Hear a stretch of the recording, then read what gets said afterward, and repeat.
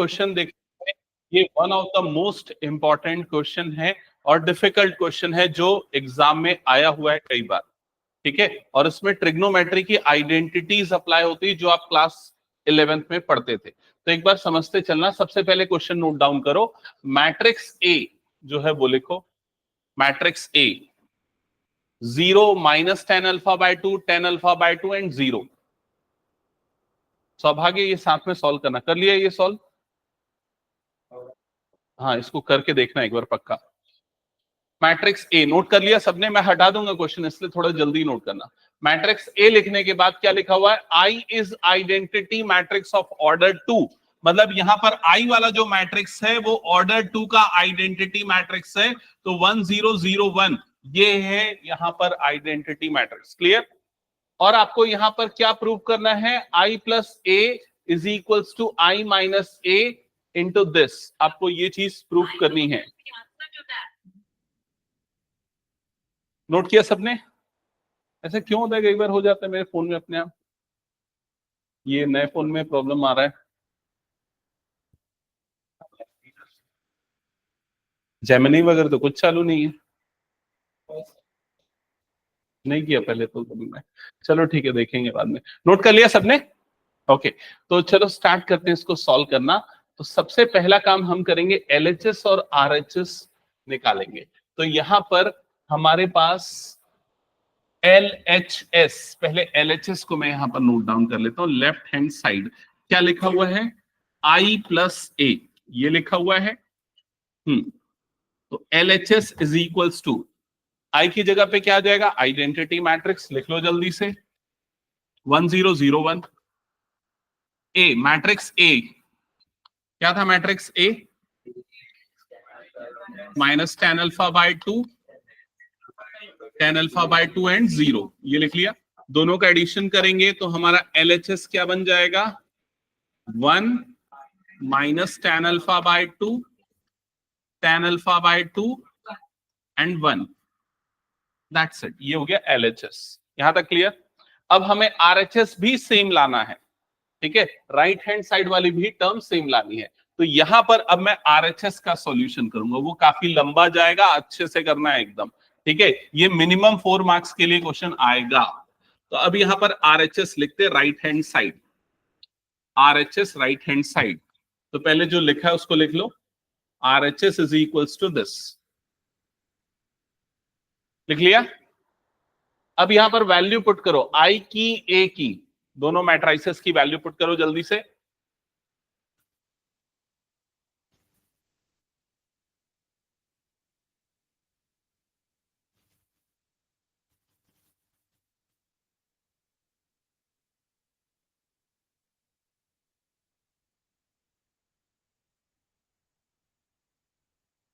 Put किया ये values. सो आई के प्लेस पे यहां पर आ गया 1 0 0 1 माइनस आई ए के प्लेस पे आ गया 0 minus tan alpha by 2, tan alpha by 2 and again 0। और ये पूरा का पूरा एक ब्रैकेट के अंदर है। और यहां पर क्या मल्टीप्लाइड हो रहा है उससे? Cos alpha minus sine alpha, then sine alpha, then cos alpha. ये एक मैट्रिक्स है। यहां तक हो गया सबका? अब इन दोनों मैट्रिसेस का सब्सट्रैक्शन क्या बन जाएगा? 1, ये 0 minus of minus tan alpha by 2, मतलब ये हो जाएगा tan alpha by 2। 0 minus tan alpha by 2 मतलब ये टर्म हो जाएगी माइनस टेन अल्फा बाय 2। और 1 माइनस 0 मतलब ये टर्म बन जाएगी 1। यहां तक हो गया सबका?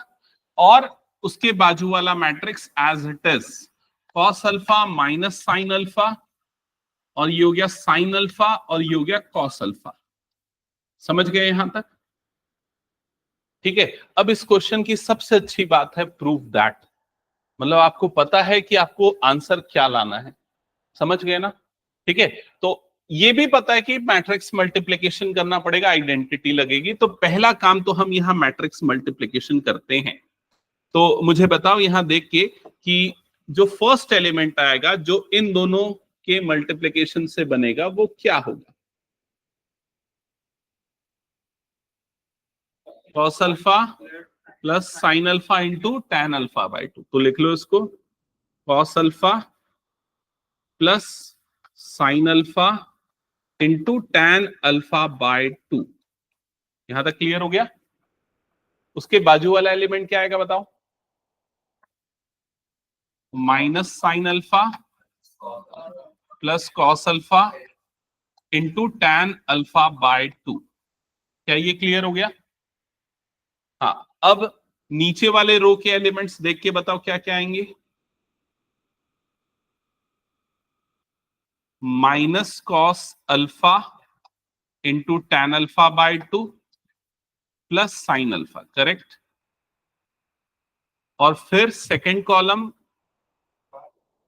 Sine alpha tan alpha by 2 plus cos alpha. साफ सुथरा अच्छे से ऐसा लिख लिया। अब आराम से, हड़बड़ी में मत बनाना, पहले देख लो इसको अच्छे से। यहां तक बन गया था। यहां तक बनने के बाद एक चीज अगर आप ध्यान दोगे कि ये जो टर्म है और ये जो टर्म है, दोनों टर्म सेम है। दिख रहा है ना, दोनों सेम है। Cos alpha sine alpha tan alpha by 2 ये भी सेम है। और जो हमें लाना है, इनको क्या बनाना है, दोनों को 1 बनाना है। तो यहां पर दोनों सेम, मतलब आपको कोई भी एक चीज सॉल्व करनी है, वही चीज दूसरे में भी आएगी। और अगर ऑब्जर्व करोगे, ये टर्म और ये टर्म, ये दोनों भी सेम है, लेकिन यहाँ पर साइन अपोजिट है। जैसे ये नेगेटिव, ये पॉजिटिव, ये पॉजिटिव, ये नेगेटिव, समझ गए ना। और जो लाना है उसमें यहाँ tan alpha minus tan alpha by 2, और ये क्या लाना है, टेन अल्फा बाय 2। ये क्लियर हो गया? तो इसके बाद का सॉल्यूशन मैं साइड में करता हूं। मैं सिर्फ दो चीजों को सॉल्व करता हूं, एक तो इसको सॉल्व करता हूं और दूसरा इसको सॉल्व करता हूं। और फाइनली ये जो आएगा वो इसके बराबर आएगा, और ये जो आएगा ये उसके साइन अपोजिट बट टर्म से नहीं। क्लियर हो गया? तो इनका सिंप्लीफिकेशन मैं अलग से करता हूं। इसको इक्वेशन नंबर 1 देके फिलहाल के लिए यहीं छोड़ देता हूं, ठीक है। और उसके बाद साइड में इसका सॉल्यूशन कर लेता हूं आगे। तो अब यहां पर हम आते हैं cos alpha plus sine alpha into tan alpha by 2। क्या बनाना है आपको? इस टर्म को क्या बनाना है? 1 बनाना है ना। तो इस टर्म को इज इक्वल्स टू सिंप्लीफाई करना चालू करते हैं। सबसे पहले ना हम प्रॉपर्टी क्या क्या लगा सकते हैं, कौन कौन सी लग सकती है, आराम से सोचते हैं। अगर मैं tan अल्फा बाय 2 में कुछ प्रॉपर्टी लगाऊं तो वो क्या होता है, sine alpha by 2 upon cos alpha by 2 होता है, जिससे यहाँ पर एक साइन अल्फा, कुछ सिंप्लीफिकेशन तो हो जाएगा। और कॉस अल्फा की अगर प्रॉपर्टी लगाऊं तो वो होता है 1 minus 2 sine square alpha by 2। ऐसा ही कुछ करके देखते हैं। तो यहाँ पर सबसे पहले ये कॉस अल्फा को मैं एज इट इज, ठीक है, ये साइन अल्फा में मैं हाफ एंगल फॉर्मूला लगा देता हूं। Half angle formula sine alpha का अगर याद नहीं है तो एक जगह पे लिखते चलो, बार बार 50, कम से कम 100 बार यूज होगा, कम से कम। साइन का half angle formula, half angle याद नहीं है, डबल एंगल तो याद होगा। साइन 2 थीटा का क्या होता था, 2 sine theta into cos theta. याद आया ये फॉर्मूला, है ना। इसी से हाफ एंगल बन जाता है। अगर यहाँ 2 थीटा की जगह थीटा लगा दोगे तो राइट साइड में थीटा की जगह पे क्या आ जाएगा, थीटा बाय 2 आ जाएगा। इसको बोलते हैं साइन का हाफ एंगल फॉर्मूला। कहां पर, अच्छा ये साइन है, सॉरी। हाँ समझ गए ना, ये साइन का हाफ एंगल फॉर्मूला, और इसी को बोल देते हैं डबल एंगल फॉर्मूला। अगर 2 थीटा है तो डबल एंगल, थीटा है तो क्या हो जाएगा, हाफ एंगल फॉर्मूला। हाँ बोलो। हाँ करेंगे ना उसको, रुक जा, अभी पहले मैं फॉर्मूले पूरे एक बार लिखा दूं, फिर एक साथ में अप्लाई करूंगा।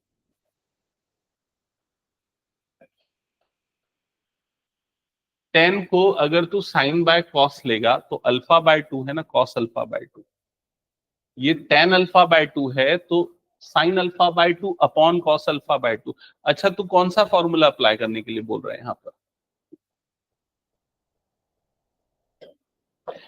यहां पर देखिए साइन अल्फा हो गया, अगर ये टेन को लिखेगा तो क्या हो जाएगा, sine alpha by 2 upon cos alpha by 2, ऐसा होगा। अब एलसीएम अगर लेगा तो उससे क्या सिंप्लीफिकेशन हो जाएगा तेरा?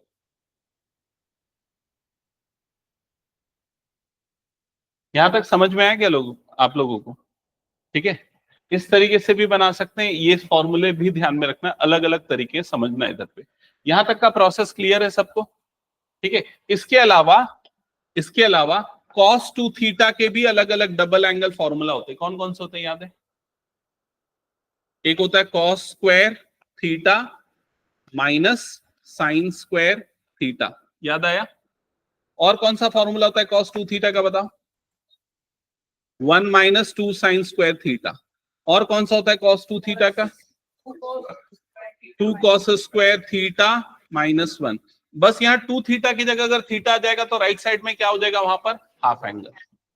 ठीक है, एक tan वाला भी होता है, दोनों केसेस में अप्लाई होता है। मिनिमम इतना तो याद रहना चाहिए जो आपका सबसे ज्यादा यूज होता है। ठीक है, अब देखो यहां पर आते हैं इस जगह पे। इसमें या तो हम ये हाफ एंगल फॉर्मूला यूज करके इसको सॉल्व कर सकते हैं आगे, या दूसरा और भी कई तरीका है। दूसरा एक तरीका ये, हम ये फॉर्मूला भी यूज कर सकते हैं। कौन सा? cos a माइनस बी का फॉर्मूला। क्या होता है cos a माइनस बी का, बताओ? cos a cos b plus sin a sin b, इस फॉर्मूले को भी यूज कर सकते हैं। ठीक है, और अगर बीच में प्लस है तो यहां पर क्या आ जाएगा? माइनस। तो ये सारे फॉर्मूले कहां मिलेंगे आपको? 11th की जो एनसीईआरटी की बुक है उसमें ट्रिग्नोमेट्री का जो लास्ट पेज है, जो ब्लू कलर से प्रिंटेड है, सब ये वहां पर अवेलेबल है। ठीक है, अब यहां पर हम इसको कैसे सॉल्व करें तो एक बार देखना ध्यान से कैसे करेंगे। अगर मान लो मैं यहां पर एलसीएम ले लूं, जैसे ये बोल रहा था सौभाग्य, तो एलसीएम अगर मैं ले लूं तो इनका एलसीएम क्या आ जाएगा? यहां पर नीचे में क्या है इसके? cos अल्फा बाय 2, इसके नीचे में क्या है? 1। एलसीएम लेने पे डिनोमिनेटर में क्या आएगा? यहां पर 1 है, यहां पर cos अल्फा बाय 2 है, तो यहां पर क्या आ जाएगा? cos alpha by 2। ये समझ में आया क्या? अब ये टर्म मल्टीप्लाई हो जाएगी इस टर्म के साथ, तो क्या बनेगा बताओ न्यूमरेटर में? cos alpha into cos alpha by 2, ऐसे ही होगा। और ये मल्टीप्लाई हो जाएगा इसके साथ, तो क्या बनेगा? Plus sine alpha into sine alpha by 2। क्या ये चीज समझ में आ गई सभी को? नेक्स्ट स्टेप में यहां कौन सा फॉर्मूला अप्लाई हो रहा है देख लो। cos a माइनस बी का, यहां पर a की जगह पे क्या आ रहा है? अल्फा, और b की जगह पे क्या आ रहा है? Alpha by 2। तो ये प्रोसेस करो, ये फॉर्मूले ध्यान में रखना, कोई भी फॉर्मूला कभी भी यूज हो सकता है। ठीक है, चलो ये प्रोसेस करो आगे जल्दी। हुमांश टाइम पे आ, 4:30 को रहती है ना क्लास।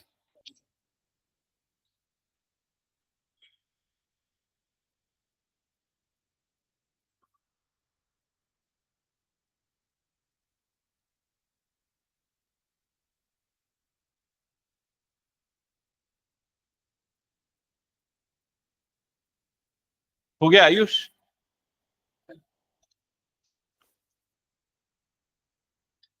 अभी 5 नहीं, मेरे साथ ही बनाना जो मैं करवा रहा हूँ, लेकिन 5 मिनट वेट कर, अभी ये वाला सॉल्व करने दे।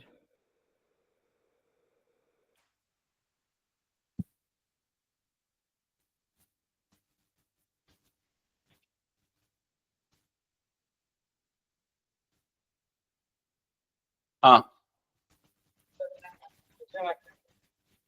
हाँ, वो अलग अलग, एक तो हाफ एंगल वाला मेथड से भी कर सकता है ना? तूने किससे किया? हाफ एंगल से।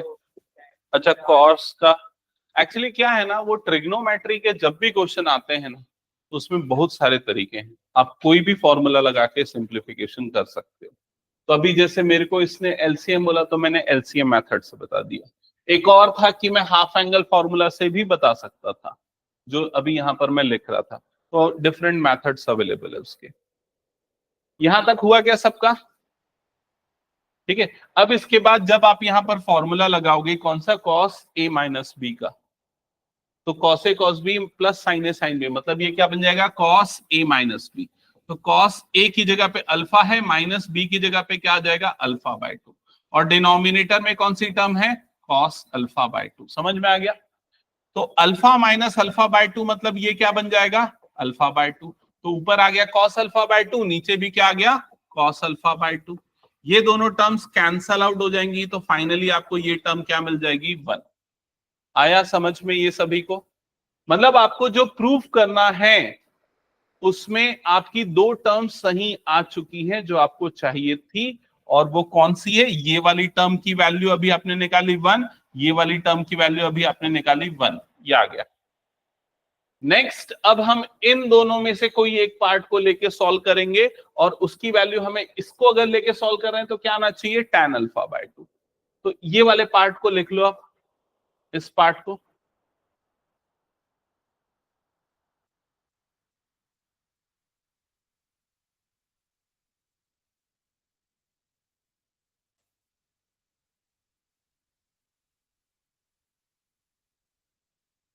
Minus cos alpha into tan alpha by 2 plus sine alpha, ये हो गया। और इसकी वैल्यू हमें क्या लानी है, क्या लानी है, tan alpha by 2 plus tan alpha by 2, ये वाली वैल्यू कितनी लानी है, प्लस tan अल्फा बाय 2। समझ में आ गया ये चीज। तो अब देखो इसके लिए हम यहां पर सिंप्लीफिकेशन करेंगे। क्या सिंप्लीफिकेशन करेंगे, मैं पहले ना ये cos अल्फा का हाफ एंगल फॉर्मूला लगाऊंगा। बताओ क्या होता है cos अल्फा का हाफ एंगल फॉर्मूला, अभी लिखवाया ना मैंने। cos अल्फा का हाफ एंगल फॉर्मूला यहां पर, ये 3 फॉर्मूले हैं, कौन सा वाला यूज करेंगे, जिसमें साइन वाली टर्म आ रही हो वो देख लेते हैं। तो कौन सा है वाला, ये वाला यूज, सेकेंड वाला यूज कर लें, ये वाला। ठीक है, चलो ये वाला यूज करके देखते हैं। तो cos अल्फा की जगह पे हम क्या लिखेंगे, अगर ये हाफ एंगल फॉर्मूला यूज कर रहे हैं तो cos alpha is equal to क्या हो जाएगा, 1 minus 2 sine square alpha by 2, ये आ जाएगा। ठीक है, लेकिन इससे प्रॉब्लम क्या होगा, देखो इससे ना हम अब पूरा एक एक चीज ना एक जगह पे देखो रख के, अगर मान लो मैं ये लिखता हूं तो यहां पर ये 1 माइनस आ जाएगा, है ना। जब 1 से tan अल्फा मल्टीप्लाई हो तो tan अल्फा बनेगा, लेकिन बाहर पे ऑलरेडी एक और क्या दिख रहा है, माइनस दिख रहा है, तो माइनस tan अल्फा आएगी ये वाली term, minus tan alpha by 2। लेकिन हमें क्या लाना है, प्लस tan अल्फा बाय 2। मतलब ये वाला फॉर्मूला रखने से तो काम नहीं चल रहा है, तो दूसरा कौन सा फॉर्मूला रख सकते हैं हम, ये वाला। अगर ये वाला फॉर्मूला रखता हूं 2 cos स्क्वायर वाला, तो यहां पर क्या है, -1, और यहां पर भी बाहर में क्या दिख रहा है, माइनस, तो माइनस माइनस क्या हो जाएगा, प्लस। तो आपको क्या मिलेगा, प्लस tan अल्फा बाय 2 वाला टर्म मिलेगा।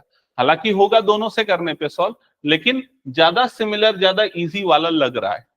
ठीक है, तो अब इस जगह पे मैं वो फॉर्मूला यूज करता हूं, तो ये माइनस वाली टर्म एज इट इज, ये जो cos अल्फा है उसकी जगह पे क्या यूज करूंगा, 2 cos स्क्वायर अल्फा बाय 2 -1, और इससे क्या मल्टीप्लाइड है, tan अल्फा बाय 2, और प्लस यहां पर क्या है, साइन अल्फा वाली टर्म है। यहां तक समझ में आ गया सबको। अब यहां ब्रैकेट्स वगैरह ओपन करते हैं।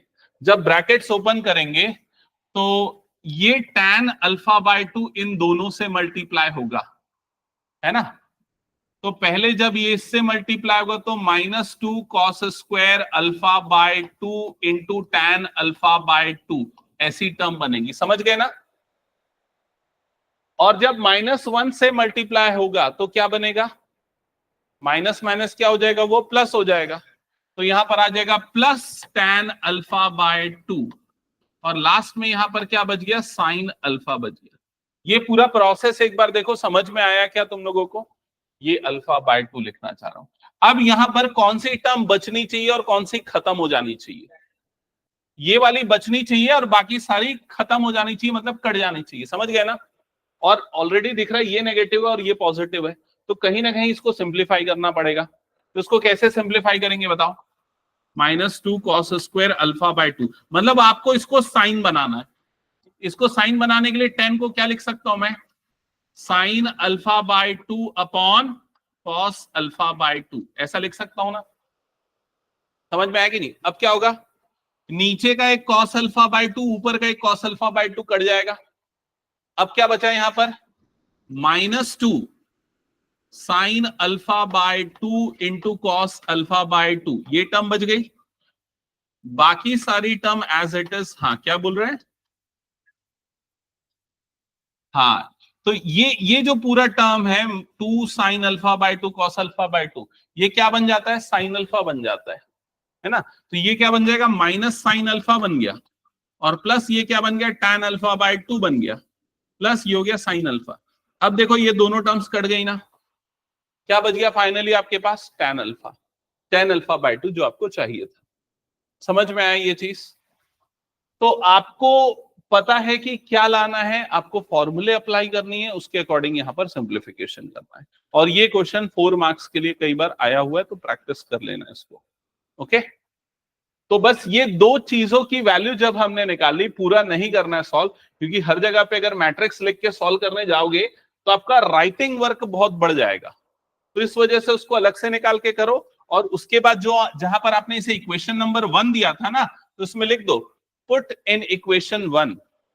तो जब हम इक्वेशन 1 में ये वैल्यू पुट करेंगे तो यहां पर आ जाएगा 1, यहां पर क्या आ जाएगा माइनस tan अल्फा बाय 2, यहां पर क्या आ जाएगा tan अल्फा बाय 2, और यहां पर अगेन क्या आ जाएगा 1। तो ये आपका RHS किसके इक्वल आ गया, LHS के। Hence proved, that's it. ठीक है, it is one of the way. Otherwise क्या हो सकते हैं, फॉर्मूला को अलग तरीके से यूज कर सकते हैं थोड़ा। ओके, तो हटा दो, हाँ बोलो। अब देखो, मैं जब भी टेस्ट लेता हूं ये वाला क्वेश्चन तो जरूर देता हूं, और मैं ये बता दूं कि ज्यादातर बच्चे इसको गलत बनाते हैं। समझ गए ना? तो तुम लोग मेक श्योर करो उसको सही बनाओ। कल का फिजिक्स का टेस्ट में तीनों नहीं बना पाए क्वेश्चंस, अब उसको प्रैक्टिस करो ना, जो छूटा है वो, जो नहीं बना। क्या वो सर ने पढ़ाया था क्लास में? हाँ, कौन सा पार्ट चाहिए देखना है? ये जल्दी कंप्लीट करो, जिनका हो गया नेक्स्ट क्वेश्चन स्टार्ट करो जल्दी। हाँ हाँ, मैं आ रहा हूं, एक सेकेंड। मैंने अभी पेज नंबर 55 वाला दिया ना तुम लोगों को, देखो दे दिया क्या शीट?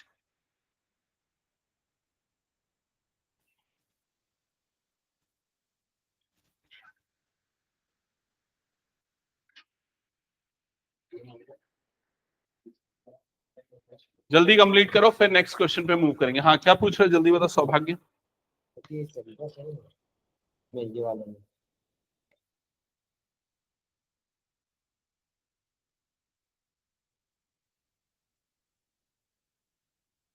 दूसरा वाला पार्ट है क्या? साइन अल्फा बाय 2, हाँ सही है ये तरीका तरीका भी। ठीक है,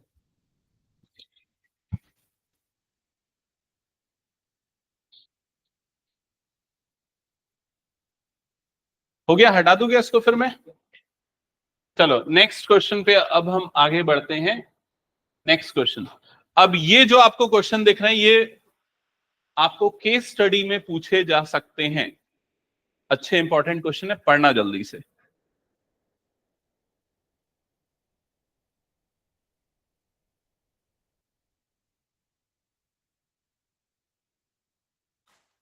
एक ट्रस्ट फंड है जिसमें 30,000 है, और उसको दो टाइप के बॉन्ड्स में इन्वेस्ट कर रहे हैं। एक बॉन्ड में 5% का इंटरेस्ट है, दूसरे में 7% का इंटरेस्ट है। Using matrix multiplication determine how to divide 30,000 among two types of bond if the trust fund must obtain an annual total interest of 1800। ये पहला ऑप्शन है 1800। तो यहां पर देखना कैसे इसको हम डिवाइड करेंगे। सबसे पहले इस रूम में नहीं, तुम लोगों की क्लास अच्छा थोड़ी देर बाद है, 5:30 से ना? हाँ हाँ हाँ हाँ, पराग इधर आके बैठ जा। हाँ, तो सबसे पहले देखो इसको किस तरीके से हम डिवाइड करेंगे। पहले ना यहां पर आपका अमाउंट हो जाएगा, फिर मल्टीप्लाइड बाय इंटरेस्ट हो जाएगा, multiplied by rate of interest हो जाएगा। Amount multiplied by rate of interest, that is equals to कितना हो जाएगा, इंटरेस्ट अर्न। यही होता है, टोटल कितना अमाउंट इन्वेस्ट किया, रेट ऑफ इंटरेस्ट क्या था, that is equal to interest earn. अब इसको मैट्रिक्स फॉर्म में लिखना है, तो अमाउंट आपका जो 30,000 का है वो दो पार्ट्स में डिवाइड हो गया है। तो पहला पार्ट को हम मान लेते हैं कि x है 30,000 का, तो दूसरा पार्ट कितना हो जाएगा, 30,000 माइनस x। ये हो गया दूसरा अमाउंट। तो ये दोनों अमाउंट को हम मैट्रिक्स के फॉर्म में रिप्रेजेंट करेंगे। तो ये मैंने एक मैट्रिक्स बना लिया। इस मैट्रिक्स का ऑर्डर क्या होगा, 1/2, because 1 rows and 2 columns. Clear हो गया? सेकेंड, यहां पर रेट ऑफ इंटरेस्ट है, तो दो अलग बॉन्ड्स पे इन्वेस्ट कर रहे हैं, और एक में रेट ऑफ इंटरेस्ट है 5%, दूसरे में रेट ऑफ इंटरेस्ट है 7%। क्लियर हो गया ये चीज? तो यहां पर आ जाएगा 5% और दूसरे में आ जाएगा 7%। अब मैं इसको कॉलम के फॉर्म में क्यों लिख रहा हूं? क्योंकि अगर मुझे इन दोनों को मल्टीप्लाई करना है तो वो मल्टीप्लीकेशन रूल फॉलो करना चाहिए। अगर इसका ऑर्डर 1/2 है तो उसका ऑर्डर 2 से स्टार्ट होना चाहिए, तो इसका ऑर्डर क्या हो जाएगा? 2/1 हो जाएगा। समझ में आया कि नहीं ये चीज? अब इन दोनों के मल्टीप्लीकेशन के बाद जो आपको मैट्रिक्स मिलेगा उसका ऑर्डर क्या होगा? तो ये दोनों को हटा दो तो क्या होगा? 1/1। और वो आपका टोटल इंटरेस्ट अर्न है, तो टोटल इंटरेस्ट अमाउंट आपको कितना मिल रहा है? 1800। तो दैट इज इक्वल्स टू कितना आ गया यहां पर? 1800। क्या ये समझ में आ गया सबको? ठीक है। अब अगर आपका डाउट ये हो सकता है, सर मुझे कैसे पता चलेगा कि पहले वाले को रो में लेना है कि कॉलम में लेना है? कोई बात नहीं, पहले वाले को अगर आप कॉलम में लेते हो, इसको अगर आप कॉलम में लेते हो तो इसको किस में ले लोगे? रो में। और इसको पहले लिखोगे, इंटरेस्ट को पहले लिखोगे, और उसको किस में लिखोगे? बाद में लिखोगे। समझ में आया कि नहीं ये चीज? ऐसा करके भी बना सकते। यहां तक हो गया, इक्वेशन बन गई सबकी। अब इन दोनों का मल्टीप्लीकेशन करो। जब इनका मल्टीप्लीकेशन होगा तो फर्स्ट रो मल्टीप्लाई होगा किससे? फर्स्ट कॉलम से। तो क्या बन जाएगा यहां पर? 5/100 इंटू एक्स। 5% का मतलब ये हो गया, प्लस 7/100 इंटू क्या आ जाएगा यहां पर? 30,000 माइनस एक्स। ये आ गया, and that is equals to कितना हो गया? 1800। अब उसके बाद इसको सिंप्लीफाई करो और दोनों पार्ट्स को इक्वल कर दो और एक्स की वैल्यू निकाल लो। बताओ क्या आ रही है?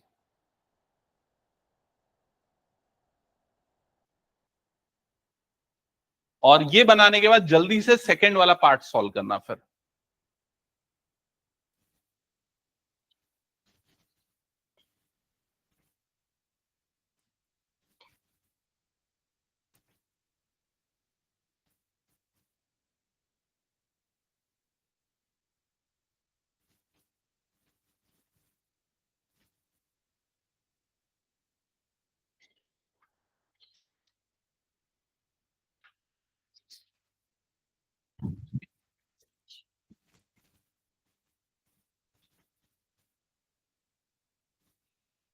कितना है एक्स का वैल्यू?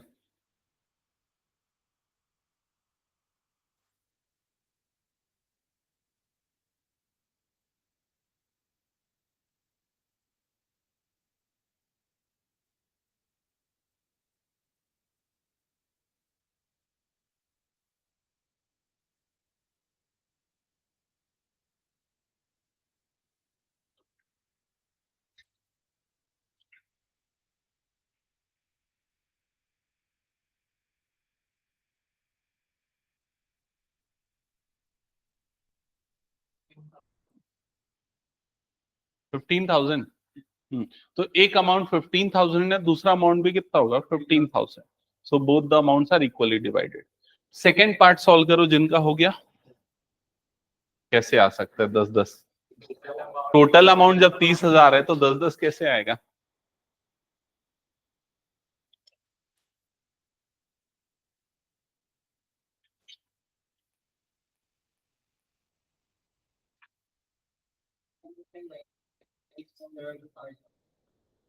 हम्म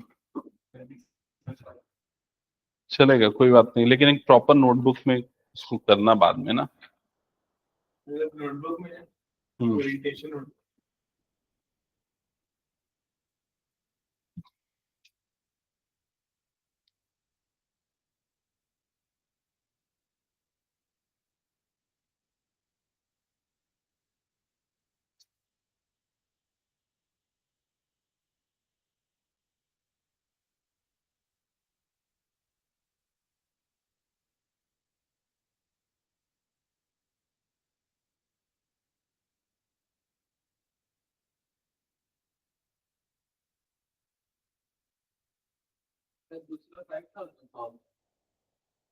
एक्स का वैल्यू 5,000 और दूसरा अमाउंट 25,000।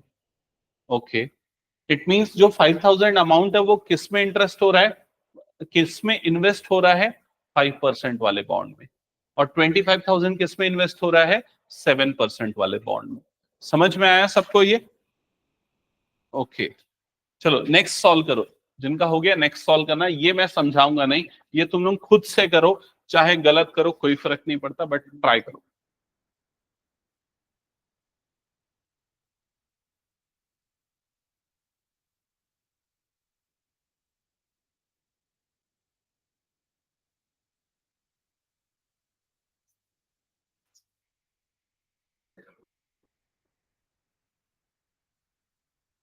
डजन का मतलब 12 होते हैं, है ना? तो 12 को जो है आप बाहर लिख सकते हो, आप मल्टीप्लाई करके नहीं लिख रहे हो तो भी चलेगा।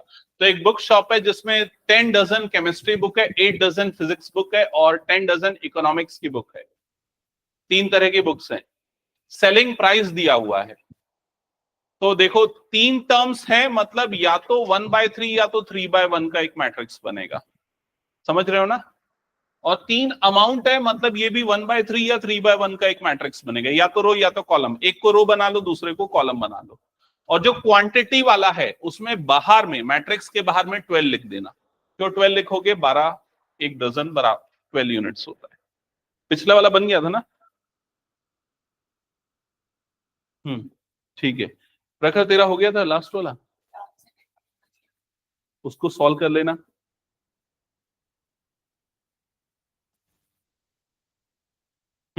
सही बना रहे हो।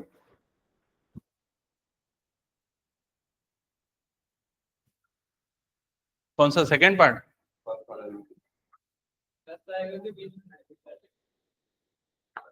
मल्टीप्लाई, मल्टीप्लाई रेट को क्वांटिटी से मल्टीप्लाई करते हैं ना टोटल कॉस्टिंग के लिए। यहां तक तूने बना लिया, डिवाइडेड बाय 100, ये -7x/100। ठीक है, ये कट किया तो 2100। ठीक है, इसके बाद तू कैलकुलेशन कैसे कर रही है? अच्छा, इसको काट दिया ना तूने? चलो काट भी रहा है फिर भी सही आना चाहिए। एलसीएम लिया उसका 2000, फिर इसको मल्टी, ये वाला अमाउंट तेरा कहाँ गया? और तू बहुत कॉम्प्लिकेटेड सॉल्यूशन कर रहा है, मैं बताऊं, इसको नहीं काटना चाहिए था, इसको 5/100 रहने देना चाहिए था। ओके, इसको भले काट दे, है ना? तो 5x और -7x/100, तो ये कितना हो जाएगा? -2x/100, और प्लस ये क्या हो गया? 2100, दैट इज इक्वल्स टू 1800। समझा? अब इसको उधर शिफ्ट कर देना, x निकाल लेना।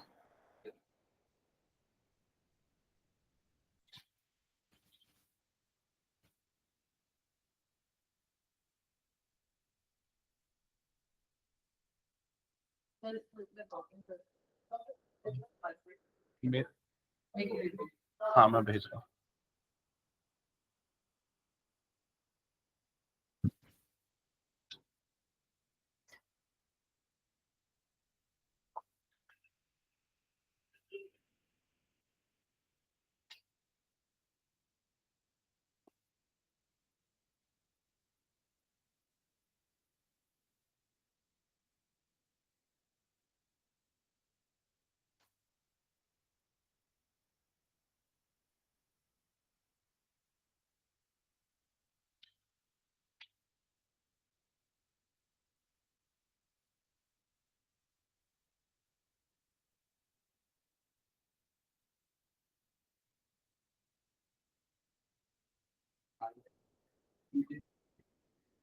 हम्म, चेक करना एक बार आंसर। हम्म,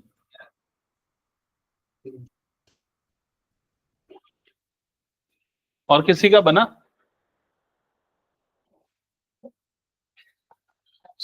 जिसका नहीं बना उनके लिए पहले मैं हिंट कर देता हूं। पहले आप यहां पर 12 यूनिट्स लोगे, बिकॉज एक डजन में 12 यूनिट्स होती है। अब यहां पर एक कॉलम मैट्रिक्स बनाओगे क्वांटिटी का, क्योंकि ये क्वांटिटी को रिप्रेजेंट कर रहा है। अब कितनी कितनी? केमिस्ट्री की 10 डजन है, और क्या हो गया? फिजिक्स की कितनी बुक्स है? 8 डजन है। इकोनॉमिक्स की कितनी बुक्स है? 10 डजन। ये क्वांटिटी हो गया पूरा, समझ में आ गया? इसका ऑर्डर कितना है? 3/1। ठीक है, अब रेट चाहिए। अब देखो यहां पर अगर मैंने कॉलम मैट्रिक्स बनाया ना, तो दूसरे वाले को क्या बनाना पड़ेगा? Row matrix. तो रेट को रो मैट्रिक्स बनाना पड़ेगा। तो मैं रेट को यहां पर लिख देता हूं, ये रेट वाला मैट्रिक्स हो गया। ये क्लियर हो गया सबको? अब देखो रेट कितना कितना दिया हुआ है यहां पर? 80। दूसरा कितना है? 60 और तीसरा कितना है 40। क्या ये क्लियर हो गया? तो rate into quantity that is equals to क्या हो जाएगा, टोटल अमाउंट। ठीक है, अब यहां पर ये 12 स्केलर क्वांटिटी, इसको निकाल लेते हैं बाहर। इसका ऑर्डर क्या हो गया 1/3। इन दोनों का मल्टीप्लीकेशन करो, मैट्रिक्स मल्टीप्लीकेशन करो, आपको फाइनल अमाउंट मिल जाएगा।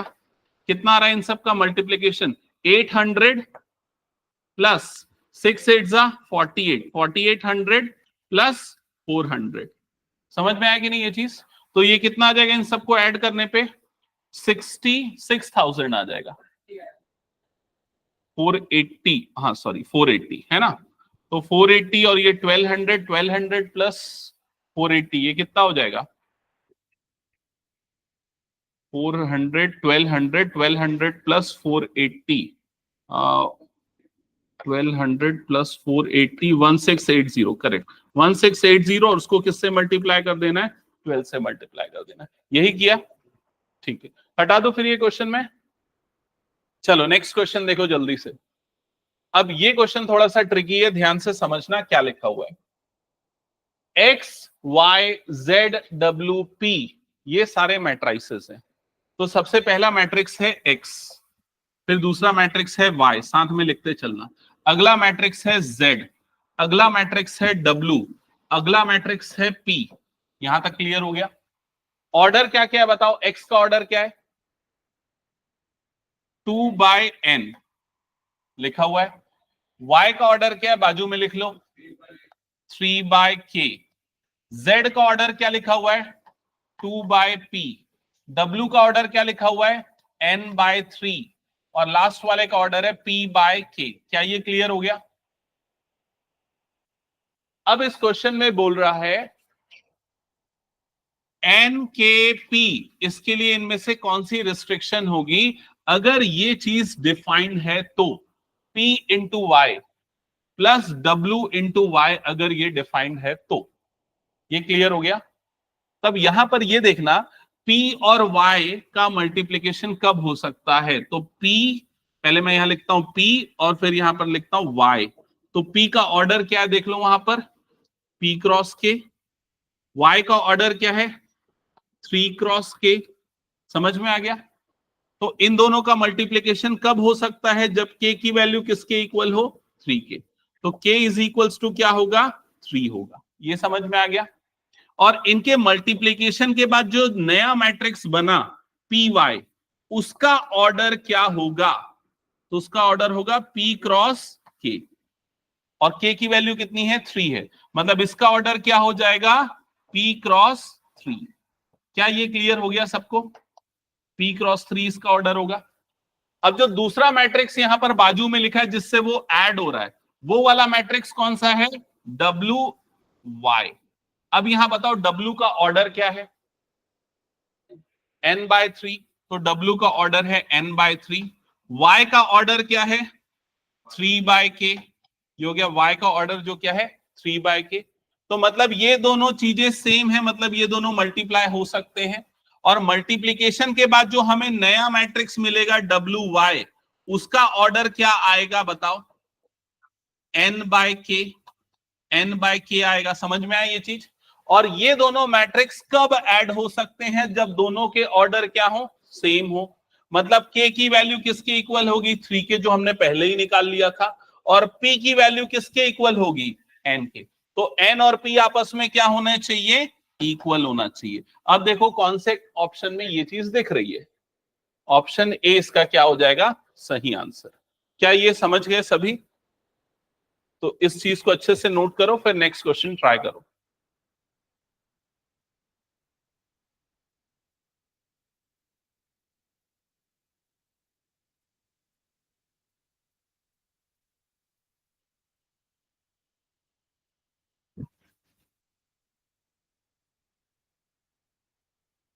अच्छा हाँ, कौन सी class? 11th। Okay, 11th PCM से, पीसीएम भी। बैठिए ना 2 मिनट, मेरी बस एक क्लास होने वाली है। हाँ। ठीक ठीक। अच्छा, आप ऑफिस में बैठते हैं, मैं एक्चुअली पता नहीं था, लेट रिस्पॉन्स है ना, तो मैं आपको तब तक बोल रहा था।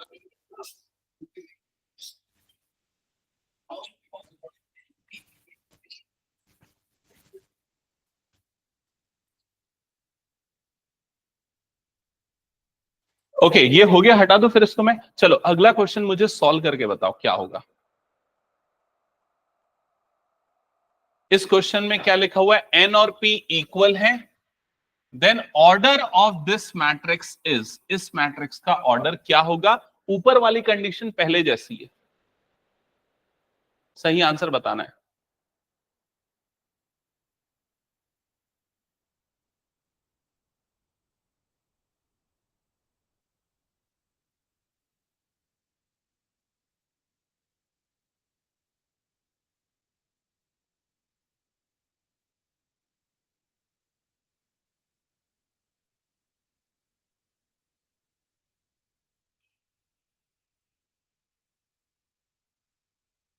हाँ तो आंसर कर रहे हो क्या,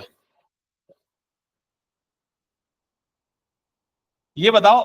एक्स का ऑर्डर क्या है जो हमें क्वेश्चन में दिया हुआ है, 2/n, और z का ऑर्डर क्या है जो हमें क्वेश्चन में दिया है, 2/p।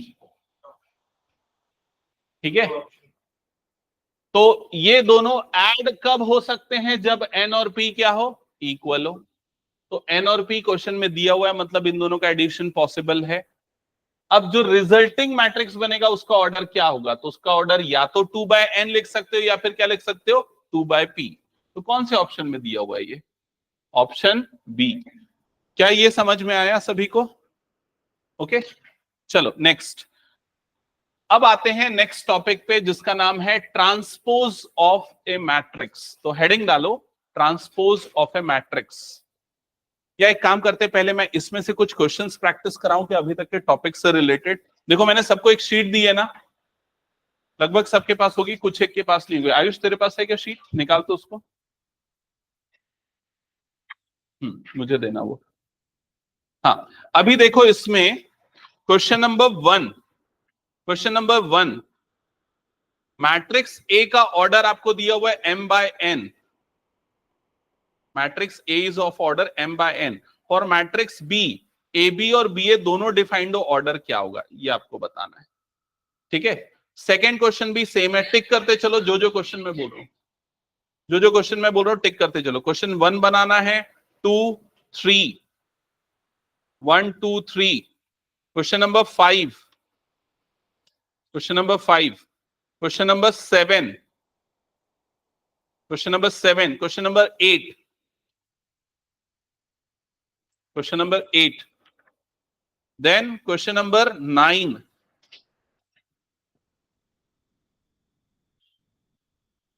Question number 12, 13, 15, 15th question, और उसके बाद 16th क्वेश्चन अभी बना के दिखाओ मुझे। क्वेश्चन नंबर 16 सबसे पहले ये बना के दिखाओ, क्वेश्चन नंबर 16।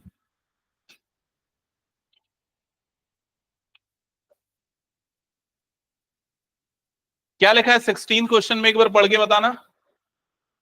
एक मैट्रिक्स एक्स है, उसके बाद एक और मैट्रिक्स दिया हुआ है, दूसरा वाला जो मैट्रिक्स दिया उसका ऑर्डर बताओ क्या है, 1 2 3 4 5 6, और फिर क्या लिखा हुआ है, इज इक्वल्स टू, हाँ, -7, हाँ, 2 4 6। ओके, तो किससे किससे ये क्वेश्चन बन जाएगा, श्योर एकदम। एक्स क्या है यहाँ, एक्स एक स्केलर क्वांटिटी, एक नया मैट्रिक्स है, आपको मैट्रिक्स निकालना है। नहीं, बिना इनवर्स के निकलेगा, और इस मैट्रिक्स का इनवर्स निकल भी नहीं सकता क्योंकि ये स्क्वायर मैट्रिक्स नहीं है, है ना, सिर्फ स्क्वायर मैट्रिक्स का इनवर्स निकलता है। तो उसका तरीका समझो, जबरदस्त है ये। यहां पर सबसे पहले इसका ऑर्डर बताओ क्या है, इसका ऑर्डर क्या है जल्दी बताओ, 2/3। इसका ऑर्डर क्या है बताओ, 2/3, है ना। अब x का ऑर्डर क्या होना चाहिए, x का ऑर्डर क्या होना चाहिए, तो x में जो ये 2 होता है ना, m/n ऐसा होता है ना, तो ये वाला जो नंबर है वो कितना होना चाहिए, ये 2 होना चाहिए, समझ में आया। और ये वाला नंबर क्या होना चाहिए, ये वाला नंबर इसके बराबर होगा, ये वाला नंबर किसके बराबर होगा, इसके बराबर होगा, मतलब ये वाला नंबर भी कितना आ जाएगा 2। तभी तो ये दोनों कटेगा और आपको रिजल्टिंग मल्टीप्लीकेशन में कौन सा मैट्रिक्स मिलेगा, 2/3 का। क्या ये चीज समझ में आ गई सभी को? इसका मतलब मैट्रिक्स एक्स कौन सा मैट्रिक्स है, 2/2 का मैट्रिक्स है। अब एक अज्यूम कर लेते हैं, इसके एलिमेंट है ए बी सी और डी, 2/2 का मैट्रिक्स। ये वाला मैट्रिक्स आपको दिया है 1 2 3 4 5 6। राइट साइड वाला मैट्रिक्स आपको दिया हुआ है -7 -8 3 2 4 6। क्या अब निकाल सकते हो मैट्रिक्स एक्स के वैल्यू एलिमेंट्स? क्या करना पड़ेगा बताओ? मल्टीप्लाई करना पड़ेगा। तो कैसे मल्टीप्लाई होगा? फर्स्ट रो किससे मल्टीप्लाई होगा, फर्स्ट कॉलम से। क्या बनेगा इनका मल्टीप्लीकेशन, a + 4b। तो पहला एलिमेंट हो गया a + 4b। फिर ये मल्टीप्लाई होगा इसके साथ, क्या बनेगा 2a + 5b। फिर ये मल्टीप्लाई होगा इसके साथ, क्या बन जाएगा 3a + 6b। समझ में आया कि नहीं ये? फिर उसके सेकेंड रो को मल्टीप्लाई करो बाकी तीनों कॉलम से, तो पहले क्या बन जाएगा c + 4d, 2c + 5d, 3c + 6d। और राइट साइड वाले टर्म्स क्या है, -7 -8 3 2 4 6। अब क्या करो, एलिमेंट बाय एलिमेंट इनको क्या कर दो, कंपेयर कर दो, तो आपको इक्वेशन मिल जाएगी। और इक्वेशन को सॉल्व करके ABCD निकालो। जल्दी करो ये क्वेश्चन सॉल्व।